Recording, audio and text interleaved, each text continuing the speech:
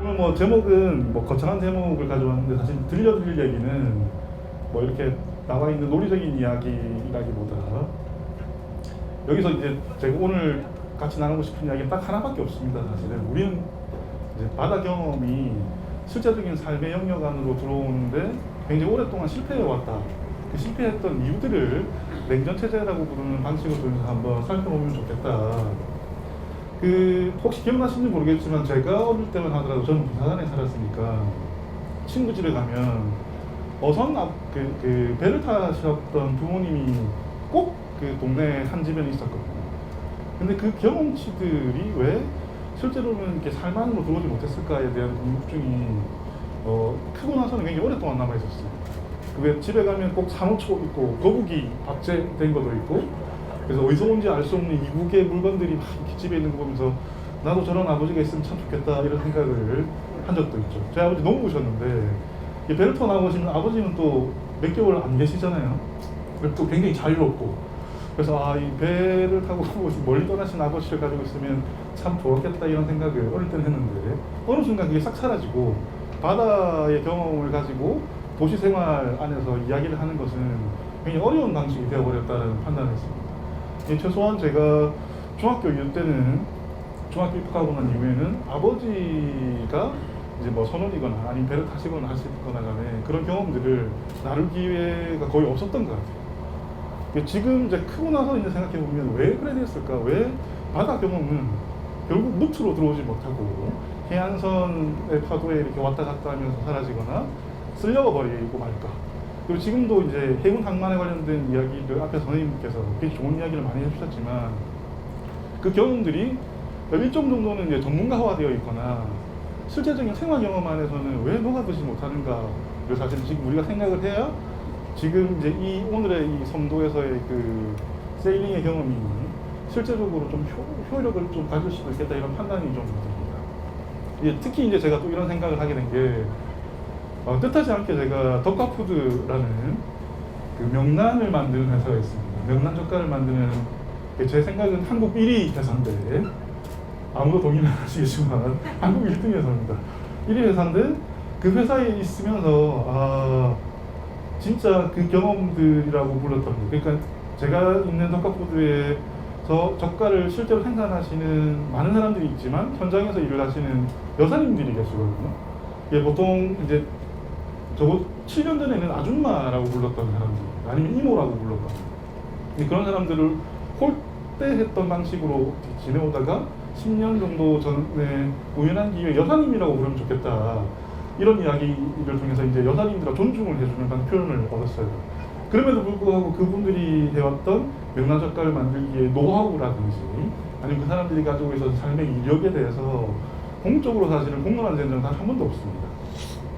아실지 모르겠지만 이 여성 노동자사 안에서 이른바 여공이라고 불렀던 사람들이거나 아니면 깡깡이 아줌매, 부산, 아니면 자갈치 아줌매 이런 분들은 사실은 일정 정도 조명이 된 바가 있지만 이런 이제 수산 가공 제조 여성 노동자들의 삶에 대해서는 조금 더 조명된 바가 없고 관심도 가진 적도 없죠. 그렇게 됐던 이유가 있습니다. 사실은 왜냐하면 한국 수산사나 어업사의 내력들을 쭉 훑어보면 여성의 이야기가 등장하는 적이 단 한 번도 없어요. 사실은 특히 한국에서 생산된 것 중에 여성 이야기가 나오는 수산사는 북한 쪽에 있습니다.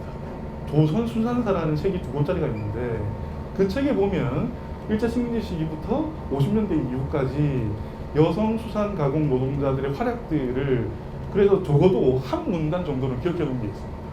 근데 그거 정도를 제외하고는 없죠. 왜냐하면 수산 제조 여성 노동자 혹은 가공 여성 노동자들의 노동이라고 부르는 것이 대접받을 만한 노동이라고 생각해 봤던 적이 없기 때문에 그렇습니다. 한국에서는. 그래서 허드렛 일이라고 생각하거나 그것에 노하우가 특별히 있다고 생각하지 않았던 거죠. 그래서 실제로 이들에 대한 임금도 굉장히 박했고 이들에 대한 처우가 그리 좋지 못했기 때문에 사회적으로 이들을 조명할 이유가 하나도 없었고, 특히 총력 60년대 이후에 한국 사회가 철저히 사실은 육지 중심의 사회로 이제 변경되는 과정이 있습니다. 그 과정에서 안에 있는 공장 여성 노동자들은 조명을 받고 그들이 가졌던 그 수탈이라든지 아니면 폭력의 경험들이 적극적으로 적용됐지만 수산 제조 여성 노동자, 가공 여성 노동자들은 아무런 조명이 없었죠. 그러니까 수산물은 여전히 지가 생존하기 위해서 그냥 알아서 채취해서 먹는 것 정도로 의미화되어 있었다라는 게 제가 가지고 있는 기본적인 생각이고 입장이기도 합니다. 근데 최근에 와서는 이제 그런 기류가 조금 늘었던 게 지금 오늘 부산 비엔날레 감독님도 오셔가지고 사실 그런 조명들 몇 번에 걸쳐서 사실은 진행을 하긴 했지만 여전히 그런 이야기가 담론화되지 못하고 일시적으로 휘발되고 말이죠. 그리고 저희 회사에서도 이제 제가 나름대로 이제 여사님들이라고 부르는 시리즈로 유튜브로 제작을 해서 6회차로 만들고 뭐 적극적으로 좀 알리기도 했지만 그런 경우에서도 사실 사람들은 조회수가 뭐 얼마 안 되는 거죠. 한 700회밖에 안 된다거나 800회밖에 안 된다거나. 이 해양경영이라는 게 도대체 뭐길래 사람들이 관심을 갖지 못하나. 왜 해양 혹은 뭐 수산물도 마찬가지고 관련된 이런 경험치들은 조금의 삶의 문제와 연관했을 때 먹거리 정도로 이제 환원되고 실제적인 삶들은 관심에 대해서 멀어지고 마는가. 이런 원인들에 대해서 좀 궁금해하다가 제가 찾게 된 용법 중에 하나가 이제 냉전 체제라고 부릅니다. 물론 조선시대에도 바다는 홀대받았습니다. 사실은. 그래서 정조가 남겨놓은 그 기록, 정조가 남긴 건 아니죠. 그 기록에 보면 그들을 이렇게 혹독하게 다뤘던 여러 가지 관습들이 있는데 정조가 이 공납을 받아야 되잖아요. 공납을 받기 위해서 뭐 이렇게 전복도 해야 되고 여러 가지를 해야 되는데 그게 너무 고통스럽기 때문에 도망가거나 이탈하는 경우가 많았어요. 그래서 정조가 이제 명령을 하나 내려요. 너무 수탈이 심하니까 조금 그거를 도망치지 않게 만들어라. 도망치지 않게 만들어라 정도의 명령을 내린 적이 있어요. 조선시대 후기에. 그 정도를 제외하고는 사실은 이제 해안의 어떤 경험들이 실제적으로 이제 성리학적 이념이 만들어져 있었던 세계 안에서는 내부화되지 못했던 것이죠. 그리고 표류의 경험들도 있었죠. 표류를 하고 잡히면 이들은 사실 거의 감금됩니다. 그 하멜 표류기 혹시 실제본을 읽어보신 분은 아시지만 탈출을 어마어마하게 시도하거든요. 그래서 다 잡힙니다. 하멜은. 막판에 겨우 탈출해가지고 일본 나가사키로 가가지고 거기서 다시 이제 본국으로 돌아가는 이런 구조를 취하는데 강진의 병영면이라고 있거든요. 그쪽에 잡혀 있을 때도 탈출 2번 시도하다 잡혔습니다. 그만큼 사실은 조선 성리학적 이념이 있었던 조선 사회 안에서는 내부의 정보가 바깥으로 나가는 것이 위험하다고 판단했기 때문에 들어오면 잡아놓는 거죠. 그러니까 달리 말하면 바닷가 해안가 쪽에 사는 사람들 뭐겠어요? 정보 유출자 이렇게 됩니다. 무언가를 바깥으로 실어나갈 수 있는 위험이 가득한 해 있는 존재.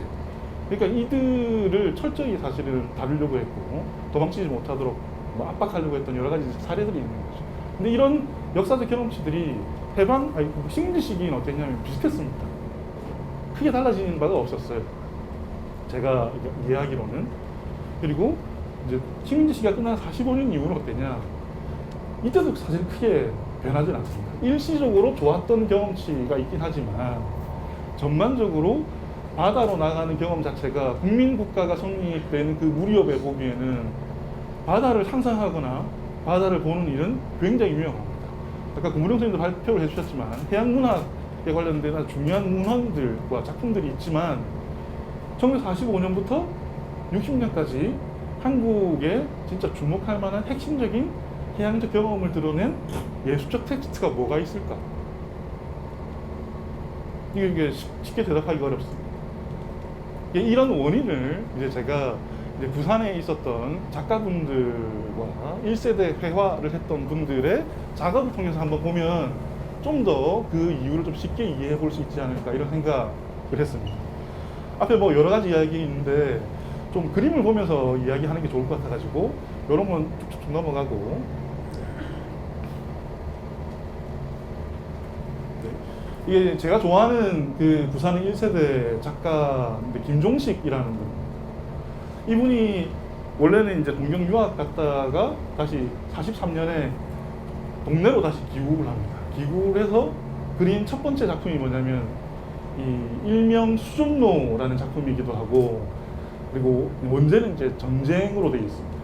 도로에 표기되어 있기는 전쟁으로 표기되어 있는 이 작품인데 이 작품은 지금 김종식 미술관에 소장되어 있는데 관리가 엉망이라 가지고 여기 지금 뭐 갈라지고 난리가 난 작품이거든요. 근데 제가 뭐 짧은 미술사 지식이지만 알고 있기로는 일제강점기 식민지 시기에 아시아 태평양 전쟁에 대한 경험을 남긴 거의 유일한 작품이라고 보시면 돼요. 해방 이후에 거의 유일한 작품인데 이 작품에 대한 중요성을 사실은 부산에서도 그렇게 크게 생각하지 않고 뭐 이런 말을 좀 그러지 한국 미술사 전체가 사실 이 작품이 갖고 있는 이제 탁월한 지점들을 좀 고려해 볼 필요가 있는데 거의 이제 유족들이 관리하는 미술관 한켠에서 지금 이제 유화가 갈라져 가지고 방치되어 있는 그런 실정입니다. 심지어는 최근에 이 김종식 100주년을 부산시립미술관에서 했는데도 불구하고 이 작품을 이제 보존을 안 하고 있는 거죠. 제가 이 작품을 오늘 첫 번째 머리에서 이제 한번 같이 생각해 보자고 했던 이유는 이 대동아의 경험이라는 건 사실은 아까 이제 발표에서도 이미지가 나왔지만 일본 제국이 누리고 있었던 아시아 공영권의 바다 전체를 뜻하는 겁니다, 사실은. 그래서 이들은 이 당시에 국가와 국가를 이동한다는 생각이 없었고 지역과 지역을 이동한다는 생각이 훨씬 더 이제 강하게 가지고 있었던 거죠. 근데 그게 전쟁을 일본은 이제 패전을 하니까 해방을 맞이하고 난 다음에 어떻게 되냐면 국민 국가끼리의 해안선이 경계가 생겨버립니다. 그래서 바다는 이전과 달리 함부로 넘나들 수 없는 강고한 이제 영토화되어 있는 세계처럼 만들어져 버리는 거죠. 그럼 어떻게 되냐면 일본에 가거나 왔다 갔다 하는 일은 금지가 되고 일본에 왔다 갔다 하는 일은 밀항이 되거나 거기서 교역하는 일은 이제 밀수가 되어버리는 이런 조건에 속하게 되는 거죠. 지금 보시면 이제 김종식이 그 다음에 그렸던 이미지가 이제 귀환동포라는 작업인데 제가 이 작업을 잘 보시면 이제 시선이 왼쪽으로 이렇게 되어 있습니다. 왼쪽으로. 부산항에 이제 사람들이 내리면 이렇게 들어오겠죠. 그러면 이 그림을 왼쪽에서 그렸다는 뜻이 됩니다. 이 왼쪽으로 가는 이 위치 자체가 어디냐면 바다로 나가는 시선이 아닙니다. 이 시선은 육지화되어 있습니다. 사실은 내륙 쪽으로 가 있는 시선이 되는 거죠. 요걸 잘 한번 생각해 보시기 바랍니다. 바다로 나갈 수가 없다. 바다는 철저히 차단되어 있고 금지되어 있는 선인 거죠. 그러면 시각적 이미지를 다뤄야 되는 미술가들에게는 무언가를 그릴 때 실제로 사회적으로 강제되어 있는 시각의 강제적 효과가 실제로 시각을 규정하거나 조절할 가능성이 굉장히 큽니다. 그러면 열린 바다를 향해서 그림을 그린다는 것 자체가 무언가 저 멀리 나아가야 된다는 생각인데 그렇게 그릴 수가 없는 거죠. 그러면 무언가 돌아온 사들을 그릴 때 바다를 향해 열려야 될 것이 아니라 내부로 이제 구축됩니다.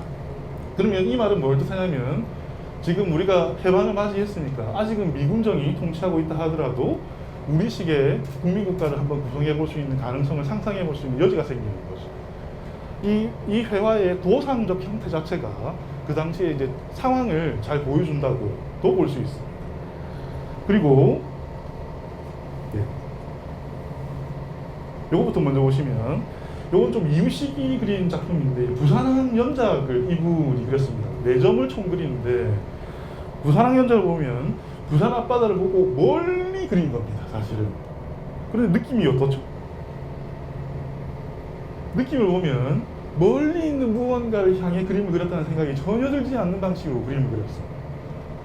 이 말은 아까 말씀드린 것처럼 바다를 향해 멀리 있는 무언가를 그릴 수 있는 조건이 아니란 뜻입니다.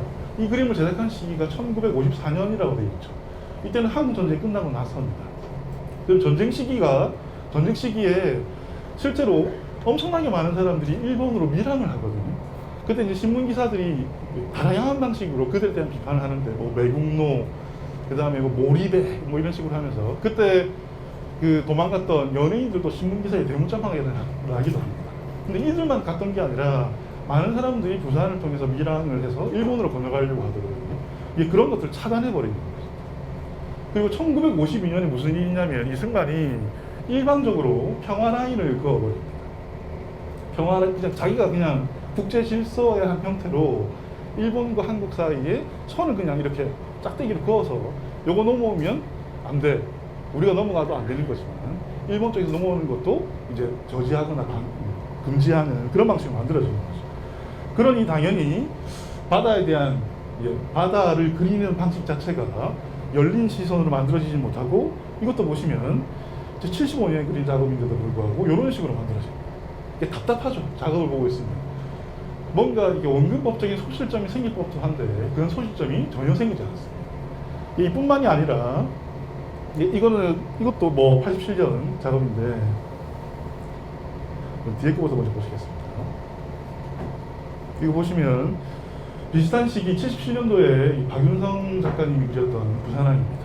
여기 보시면 두터운 손으로 바다를 이렇게 막아버렸어요. 사실상. 이런 그림을 보면 전부 다 이렇게 안으로 만들어지는 거죠.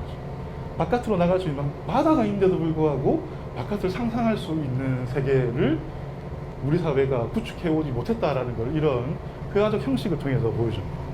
근데 이런 것들이 사실 극복되는 시기는 있습니다. 요 95년에 보면 이제 이쪽 열려버리죠. 항구 쪽으로 시야가 열려버립니다. 이런 그림은 1990년대 이전에는 안 그려집니다. 달리 말하면 1990년대 이전만 하더라도 이른바 시지각적인 인식 체계라고 부르는 것이 내부로 닫히는 폐쇄적인 구조로 되어 있었고, 바다의 경험 자체가 일상생활로 들어올 수 있는 방식을 마련해 놓지 못했다라는 걸 함의한다고 해도 과언이 아닐 수 있습니다. 물론 이건 저의 견해입니다. 저의 견해고 다르게 생각할 수도 있습니다. 그리고 또 이런 생각도 하실 수도 있죠. 이제 원양업이 활성화되는 1965년 이후의 경험에 따르면 다양한 이제 외국의 경험들이 국내에 들어와서 여러 가지 변형의 과정을 거쳤다고 생각해 볼 수 있지만, 그것과 관련이 실제로 없는 일상생활 안에서는 별로 그게 효력이 별로 없었습니다. 거기 어떤 경험치가 있었는지도 알 수도 없고. 이런 과정을 한번 좀 생각을 해보시고 밀항과 밀수를 조금 들여다보면 좋겠습니다. 해방 이후의 문제로부터 다시 한번 출발하겠습니다. 시지각적인 인식 체계가 그렇게 만들어졌기 때문에 우리의 해양 경험이 일상으로 들어올 수 없다라는 게 저의 핵심적인 주장 가운데 하나니까 그거를 한번 생각하시면서, 바다는 아까 잠시 이야기 나왔었는데 잘 생각해 보시면 영토화되어 있지 않습니다. 영토가 없죠. 수산업법에 따르면 지금 바다가 행정구역별로 분할되어 있을까요, 없을까요? 한국의 경우에 안 되어 있습니다. 네. 행정법상으로도 안 되어 있습니다. 수산업법이 개정되긴 했지만 여전히 바다는 누구 겁니까? 그러면 국가 겁니다. 국민국가의 주권이 절대적인 힘을 미치는 공간이 바로 바다라고 할 수 있습니다. 근데 이제 여러 가지 분쟁들이 발생하잖아요. 그 분쟁은 이제 재판소에서 일정 부분 책임 소재를 가리기 위해서 경상남도의 책임이니 이렇게 부산시의 책임이니 정도의 형태만 있을 뿐이지, 실제로 그 경계선은 행정구역별로도 나눠져 있지는 않다고 할 수 있습니다. 사실상 그건 편의상 붙이는 용법일 뿐이고. 그래서 원래 이제 외국 같은 경우에는 최근에 이제 이런 담론이 막 나오기 시작했는데, 그 특정한 지역을 그 행정구역에 준해 있는 그 행정구역의 리더에게 줘서 임의적으로 개발하거나 발전시킬 수 있는 방식을 마련한 외국의 사례를 가져오자라는 제언이 있긴 합니다. 그런데 여전히 한국은 국가의 주권이 미치는 장소이기 때문에 함부로 이거를 사적인 것으로 되돌릴 수가 없죠. 근데 매우 이렇게 되면 매우 공공문제인 것처럼 보이지만 한편으로 굉장히 무책임해질 수도 있는 방식이기도 합니다. 지금까지 이제 한국 45년 이후에 한국의 이 연안 바다에 대한 관리 방식이 절대적으로 국가에 있었습니다. 지금은 사실 해수부가 이걸 대신하는데, 해수부가 지금 연안 바다에 대한 관리 정책을 입안하고 실행시키는 사실은 이제 정부를 대신하는 형태였잖아요. 그러면 실제로 여기에 대한 일정 부분 많은 책임을, 그러니까 이렇게 개체수가 줄어들거나 해양 오염이라든지 이런 거에 대한 대책들을 꾸준히 마련하고 했어야 되는데, 이런 대책을 적극적으로 마련하기 시작한 것도 제가 알기로는 5년이 안 되는 걸로 알고 있습니다. 그렇게 오래되지는 않았어요. 제가 알기로는. 특히 이제 자연보호, 환경보호의 법안에 대해서. 그리고 국제적인 협약에 가입하는 그 즈음부터 막 만들기 시작했거든요. 근데 여기에 대한 책임은, 모든 책임은 사실 민간에게 다 이렇게 하고, 공적 책임은 사실은 방기해버리는 이런 형태가 일정 정도 있기도 했습니다. 그러면 어떻게 되냐면, 지금 어족 자원이 부족해졌을 때 거기에 대한 책임을, 여기가 전부 다 국가의 주권성이 미치는 영향이라면 국가도 책임이 있는데, 댓글에 달리는 내용들은 전부 다 뭐냐면 어민들 누구가 이렇게 됩니다. 그리고 실제로 거기서 생존을 유지하는 사람들의 모든 귀속 책임으로 대체되어 버리는 것이 지금 벌어지고 있는 사태의 원인이죠. 이게 이제 바다가 국민국가의 주권성이 절대적으로 미치는 장소가 되어버림으로써 발생하는 문제 중에 하나입니다. 물론 그게 틀렸다고 얘기하는 건 아닙니다, 저는. 근데 국민국가가 철저히 이 바다를 만약에 관리해야 되는 주체라면 여기를 드나드는 방식은 누구가 관리하고 감시하게 되느냐면 국가가 관리하고 감시하게 되겠죠, 당연히. 국가가 드나듦을 관리하는 주체가 되면 여기에 들어올 수 있는 것과 없는 것을 판별하는 기준도 국가라고 부르는 기준으로부터 이루어집니다. 그래서 들어올 수 있거나 없는 자를 판가름하는 국민과 비국민의 요소를 사실은 규정하게 되는 거죠. 들어올 수 있는 자는 국민, 들어올 수 없는 자는 비국민, 혹은 허락 없이 떠나는 자는 비국민, 허락을 통해서 떠나는 자는 국민의 자격을 부여합니다. 이게 자격을 할당하는 형태가 바다를 통해서 이루어진다는 거죠. 여기는 금지의 장소이면서 한편으로 굉장히 공포의 장소이기도 해요. 바다는. 외국 영화에서 주로 공포 영화 같은 경우에서 나타나는 괴물들은 바다로, 안개라는 영화 있죠. 근데 이게 외국 영화에서 그게 성공하거든요. 한국은 바다를 배경으로 한 영화 중에 성공한 영화가 거의 없습니다. 해안선 정도? 김기덕. 해안선 같은 경우에는 바다를 무대로 훈련을 받았던 해병대원으로 나왔던 그 장동건이 영화에 어떻게 미쳐 보이죠. 이 세계와 저 세계 어디 있을 줄 몰라가지고 갈등하다가 미쳐버린 인물로 나와. 근데 그 정도를 제외하고 나머지는 바다를 주무수로 했던 영화 성공하지 못하죠. 제어 불가능하니까. 이게 서사화가 잘 안 된다는 겁니다, 말하자면. 지금 이제 나오는 여러 가지 이제 해양 관련된 문학적 텍스트들은 원양의 경험들이 많죠. 여기는 다른 경험이 되기 때문에 상상력을 발휘할 수 있는 형태가 만들어지는 거죠. 그런데 근해의 경우에는 그게 어렵다는 거예요. 이런 게 사실은 창작적 가능성들을 조금 제한해 왔던 요소 중에 하나가 아니었을까. 이런 거를 저는 뭐로 보냐면 이제 이념적 냉전 체제가 일으킨 요인이다, 이렇게 이제 판단을 하는 거예요. 좀 넘어가서, 네. 그런데 이제 이런 철저한 국민국가의 이제 관리가 이루어지는 상황 안에서도 밀수 밀항이 진짜 엄청나게 일어났습니다. 1945년부터 1960년까지라고 일단은 하겠습니다. 그 이후로는 더 많이 일어났지만 제가 그 자료를 다 정리를 못해서, 여기 보시면 57년도에 밀수의 내역과 현황입니다. 이 시기에 밀수품 내역 중에 가장 금지됐던 품목은 원래 쌀이었습니다. 45년부터 60년까지 밀수 양으로서도 쌀이 제일 많았기도 했고, 쌀은 이제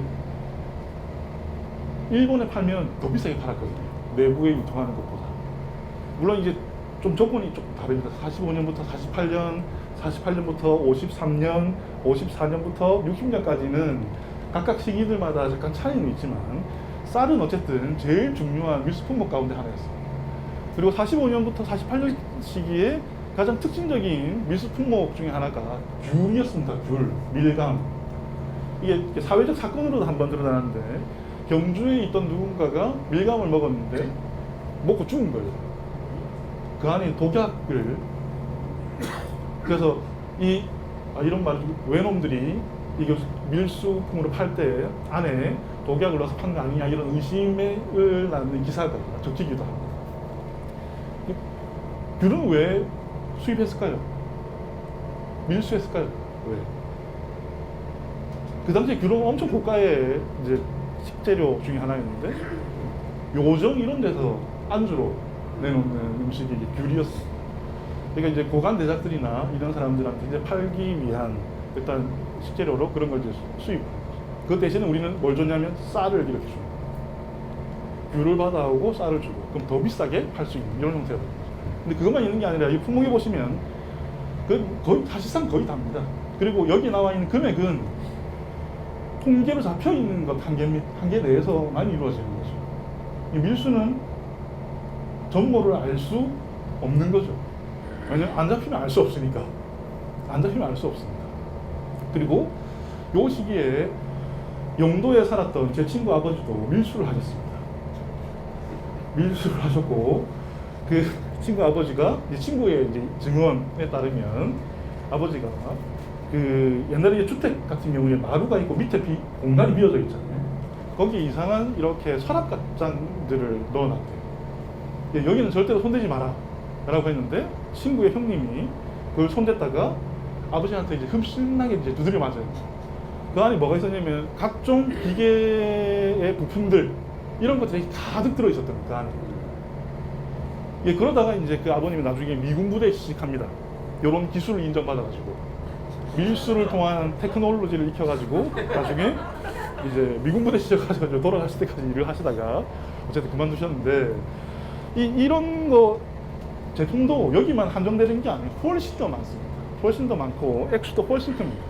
그럼 이건 뭘 뜻하냐면 밀수가 내부 경제를 지탱한 핵심적인 요인입니다.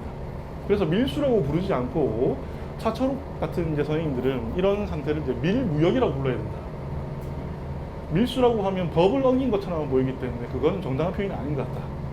사실상 교육이라고 봐야 되고 기록되지 않은 교육의 형태라고 생각하면 밀무역이라고 부르는 게 훨씬 더 타당하다 이렇게 생각합니다. 저도 이제 거기에 동의합니다. 그리고 일본의 연구자들도 밀무역이라는 표현을 쓰기도 합니다. 그래서 밀수라고 쓰지 않고 특히 이제 이런 교육의 중심이 어디였냐면 우리는 지금 좀 멀어지고 있지만 조금만 더 가면 나오는 대마도 이즈하람이 밀무역의 핵심적인 장소 중에 하나였습니다. 그리고 이제 부산권으로 오면 어디였냐면 다대포, 그 다음에 영도 앞바다였습니다. 밀수가 이렇게 많이 일어나면 좀 많이 잡혀야 할 거 아닙니까? 그런데 그 당시에 감시선입니다. 감시선 1960년 기준입니다. 여기가 남해안 일대입니다. 남해안 일대에 여기 모선이 한 척 있고 지선이 몇 척이냐면 한 척, 두 척, 세 척, 네 척. 남해 앞바다를 네 척으로 다 관리하는 거죠. 관리가 안 되겠죠, 당연히. 그러니까 당연히 밀무역이 성행할 수밖에 없습니다. 이걸 통해서 생존을 해야 됩니다. 지금 이제 잡힌 겁니다. 잡힌 사람들은 이 정도. 1956년에 건수 1711건인데 뒤로 갈수록 이제 어쨌든 점점 증가 추세죠. 60년 이후 되면 해상 밀무역은 조금 줄어드는데 이유가 그 배를 좀 건조를 합니다. 배를 조금 건조해서 밀무역 단속을 시작하는데 60년 이전까지만 하더라도 금액도 뭐 이 정도 보통 양이 아닌 거죠. 이게 밀수가 실제로는 한국 사회를 키웠다. 반쯤은. 그래서 공적으로 이루어지는 무역만이 한국 사회를 지탱한 것은 아닙니다. 그러면 국가가 통제하고 통치하는 바다에 구멍이 뚫리는 것은 당연할 수도 있겠죠. 혹은 뚫려 있어야만 국가의 시스템이 또 유지되는 측면도 없지 않아 있다고 봐도 과언이 아니었을 겁니다. 역사적으로 보면. 뭐 지금은 이제 상황이 전혀 다르지만 지금은 관세청에서 해마다 내놓은 통계 자료집이 있습니다. 제가 2015년 자료집까지만 이제 검토를 하고 왔는데 거기에 밀수 사례집이라는 게 있거든요. 그거를 2010년대까지는 부산세관에서 이렇게 발행을 하다가 10년 이후로는 대전세관에서 발행합니다. 근데 그 사례집에 나오는 내용들 중에 지배적인 거는 이제 해상 밀수보다는 항공 밀수 그리고 사이버 밀수라고 부르는 게 있어요. 사이버 밀수를 통해서 들여오는 이제 마약류 성분이 가장 크고 그 다음에 많은 게 금입니다. 금계 밀수. 금계 밀수는 조선 사회부터 시작해 지금까지 한 번도 중단된 적이 없었던 밀무역의 대상 품종 가운데 하나입니다. 그리고 이게 방법도 계속 이제 변화되어 왔었죠. 근데 밀수만 이루어진 건 아닙니다. 이 일본과 한국 사이의 관계가 1965년 되면 한일 협정으로 다시 회복이 되거든요. 1965년 한일협정으로 회복이 되기 이전까지 아까 1952년에 제가 이승만이 일방적으로 평화라인을 하나 제가 그었다고 했지 않습니까? 그러면 그 라인을 일본인 어업자들이 넘어오면 어떻게 되냐면 잡았습니다. 납포, 임의적인 납포를 해가지고 나중에는 가두는데 어디에 가두냐면 여기 보이십니까 글자? 부산수용소라는 데가 있었습니다. 부산수용소에 가둡니다. 이 부산수용소의 위치는 최종적인 위치는 괴정에 있었습니다. 괴정에 있었는데 원래 이 수용소의 역할을 했던 데가 어디냐면 수정동에 소림사라는 절이 있었어요. 한국전쟁 시기에 제조 일본인 여성과 아이들을 사실은 이렇게 데리고 있었던 수용소의 역할을 했던 소림사라는 절이 있었어요. 그 소림사의 절에서 나중에 이제 괴정 쪽에 넘어와서 부산 수용소가 만들어집니다. 근데 평화라인을 넘어오는 일본인 어부들을 잡아가지고 이 수용소에 이제 격리 조치를 하는 거죠. 그런데 이승만 정부에서 이 부산 수용소에 일본인 어부들을 잡아가지고 이제 구분을 해서 나중에는 수용합니다. 일본인 어부, 그 다음에 제조 일본인 여성과 아이들을 같이 하고, 나중에는 중국에서 밀항하던 사람들도 잡혀가지고 있기도 합니다. 여기를 데리고 있으면서 실제로 이승만은 협상의 전략으로 이 사람들을 쓰려고 합니다. 조선에서 그 일본으로 건너가던 밀항자들은 대부분 다 사실은 많은 사람이 잡혀가지고 일본 쪽 오무라 수용소라고 있었습니다. 오무라 수용소에 감금이 되거든요. 근데 조선인들은 거기에 사실은 있다가도 탈출을 하거나 아니면 도망을 가거나 아니면 거기서 머무르려고 갖은 이제 방식을 다 취하는데, 일본인 어부들은 이제 돌아가려고 하겠죠. 일본인 어부들을 대상으로 해서 이승만 정부가 어떤 전략을 펴냐면, 이때 당시에 한국이 가장 부족했던 물자 가운데 하나가 비료입니다. 비료. 그래서 비료 주면 돌려줄게, 이런 전략을 써요. 그래서 이게 이제 국회에서는 한번 난리가 납니다. 근데 우리는 그런 의도가 없다라고 해서, 지금 이제 사진을 딱 보시면 뭐가 나오냐면 부산 적십자 병원 이렇게 돼 있죠. 이게 1957년인데 부산 적십자 병원에서 납포되어 있는 일본인 어부들을 위해서 이제 물자를 제공해주는 이런 이제 쇼맨십을 한번 보여줍니다. 엄청나게 많죠. 납포한 사람들의 수가. 이게 일본이 이제 오무라 수용소로 운영하기 때문에 아마 대응해서 이런 걸 만들었을 겁니다.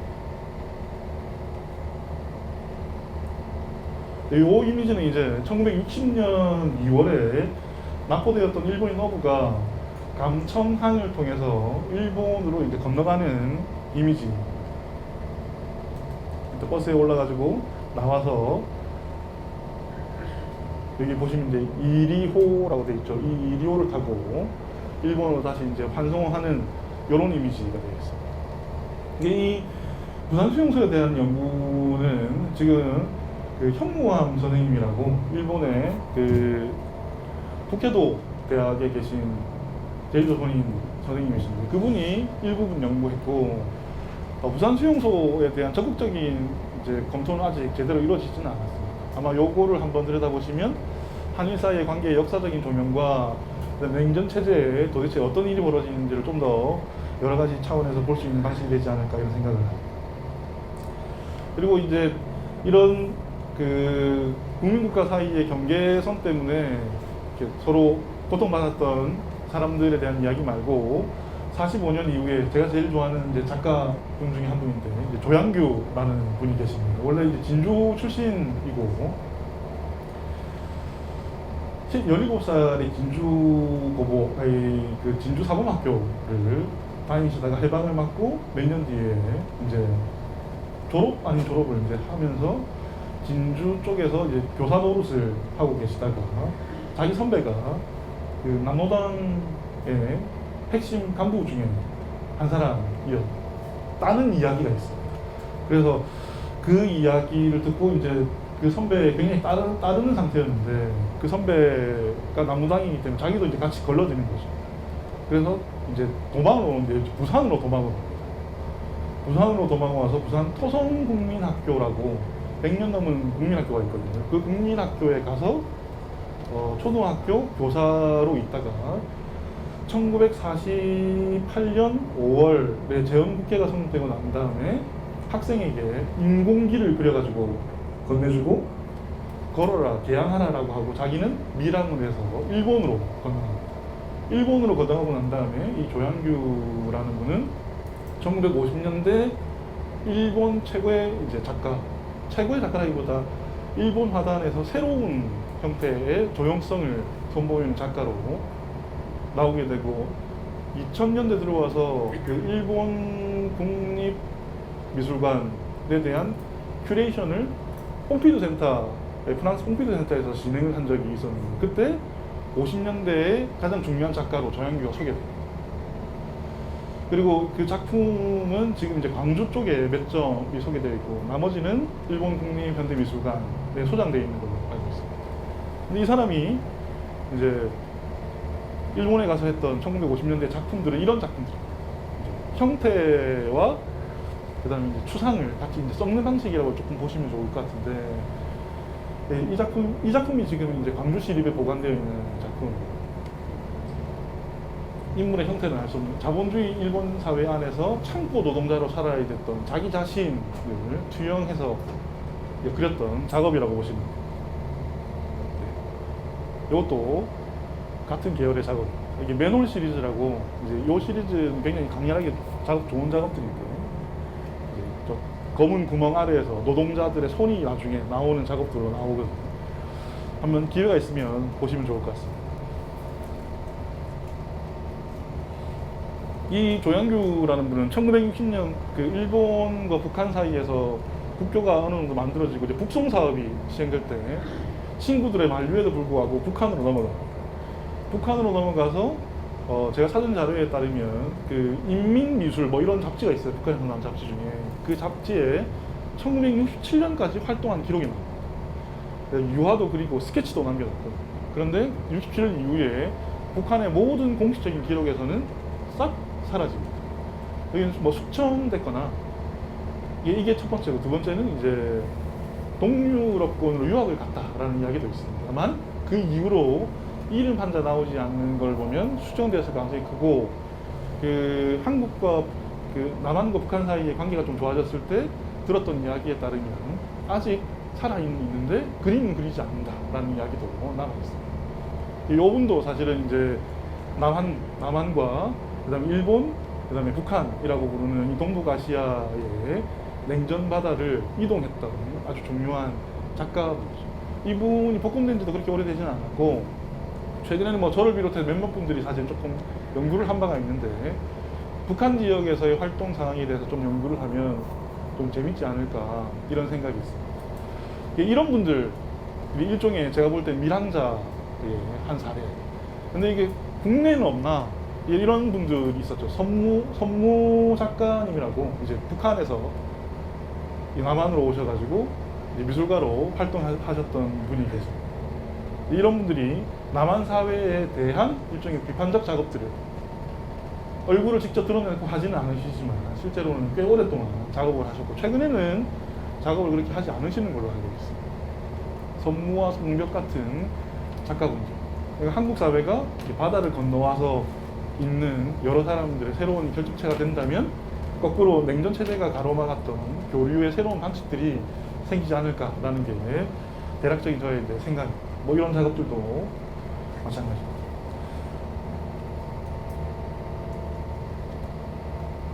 저분이 그러면 탈북자예요? 네, 탈북자입니다. 네. 이게 뭐 탈북자뿐만 아니라 최근에는 이제 인도네시아에서 오신 분들에게 예술가의 권리를 주자라고 하는 그쪽 운동 같은 것들도 예술장 내부에서 형성되고 있기도 하고 여러 가지 방식의 네트워크들도 만들어져서 이들도 예술가의 있음을 증명하는 방식이 만들어지거든요.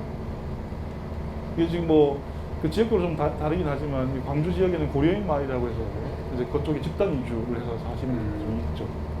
이런 사례들을 보면 그 사회 안에서도 이 다양한 방식의 직업적 형태가 만들어질 법도 하고 뭐 이런 조형적인 인식들이 나올 법도 하는데 아직은 그렇게 자연스럽게 나오는 경우는 없다. 한국 사회가 아직도 그만큼 어쩌면 이렇게 경직되어 있는 상태일 수도 있겠다 이런 생각도 좀 있습니다. 밀항에 대해서는 더 할 얘기가 있지만 차차로 이야기를 좀 나누기로 하고 제가 드린 얘기는 여기까지 해서 마치도록 하겠습니다. 감사합니다.